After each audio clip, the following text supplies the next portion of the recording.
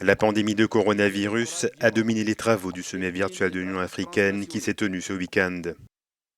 Un an après le premier cas enregistré en Égypte, le continent était relativement épargné. L'Afrique ne compte que 4% des décès dans le monde, mais de nombreux pays font face à une deuxième vague.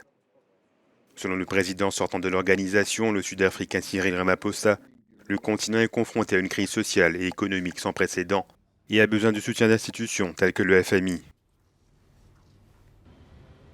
La course mondiale au vaccin inquiète les dirigeants africains et les préparatifs se poursuivent pour vacciner 60% de la population africaine.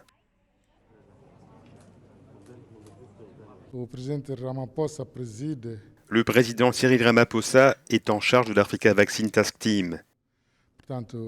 Il s'agit de la plateforme chargée de l'obtention du vaccin pour le continent africain, qui a reçu au moins 270 millions de doses.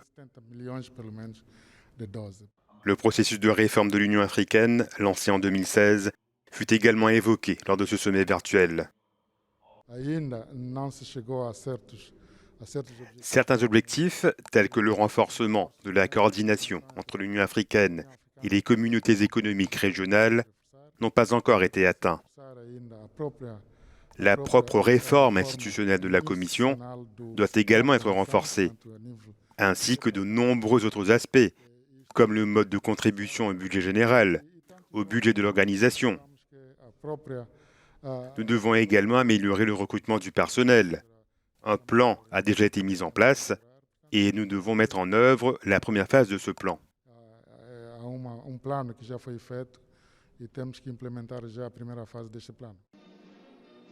L'élection de la Commission de l'Union africaine était l'un des points les plus importants à l'ordre du jour. L'ancien Premier ministre tchadien, Moussa Faki Mahamat, remplit pour un mandat de 4 ans. Le président de la République démocratique du Congo, Félix Tshisekedi, qui prend la présidence tournante de l'Union africaine, souhaite faire du silence des armes la priorité de son mandat. L'élection la plus serrée fut sans doute celle du poste de commissaire à l'agriculture, au développement rural, à l'économie bleue et à l'environnement durable.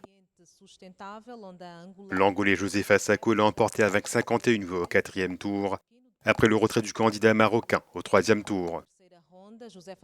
Pour Euronews et Africa News, Nilce Silva de l'Angola. Votos a favor e 3 abstenções. Neuzi Silva, em Angola, para Euronews.